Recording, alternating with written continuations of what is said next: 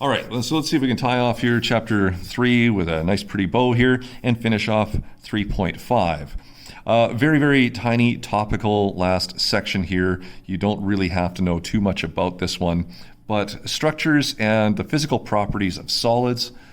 When we take a look at this one, the structure that we see, a lot of the shapes and a lot of the properties such as boiling point and solubility are related to the forces between the individual particles that make them. All right, based upon these properties, we can classify them into 4 different things. We have ionic compounds, in which the intermolecular forces are insignificant. Metallic, all right, which we would see things kind of playing hot potato with their electrons and not really wanting them. Molecular, all right, which we had polar and nonpolar, and of course that led to things like London forces, dipole, and the hydrogen bonding. So lots going on there. And then also covalent network bonding. I would just take some time to read through this section of the text, maybe expect one question on this topic here, and it's really just trying to recognize which category of crystal we would have. So here's a table that kind of summarizes everything we need to know in 3.5. Ionic crystals, all right, should be between identified cations and anions.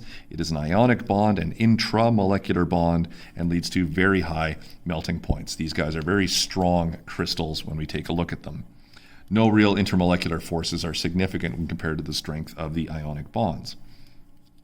Metallic bonding, this is just to kind of weird off. It would be between cations and electrons when you're trying to bond multiple cations together.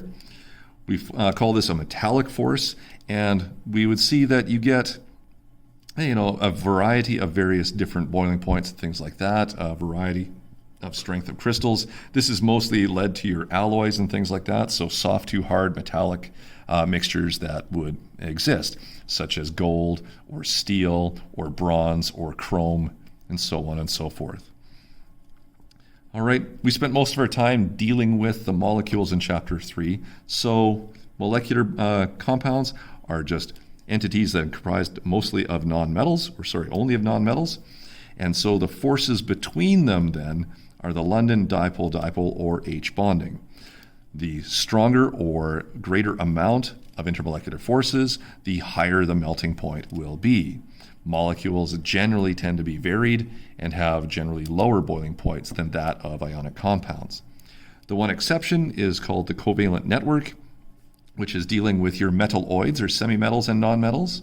They do form covalent bonds, but they form it in a very structured crystalline lattice that has a lot of helpful geometry and relates to some of the highest melting points that we see of all the known compounds. They're incredibly hard, all right? And so we see things like graphite or diamond in this case, silicon dioxide or silicon carbide are a couple of other examples. I would take a point and just make sure that you memorize those 3 particular examples as covalent network entities, and notice that they would have the highest melting points and boiling points of all of the 4. All right, so while we say covalent is generally weaker, covalent involving semimetals tends to produce some really, really hard stuff like diamond. Okay, so you guys are now ready for the chapter 3 test. Read through this section here, try some questions on section 3.5.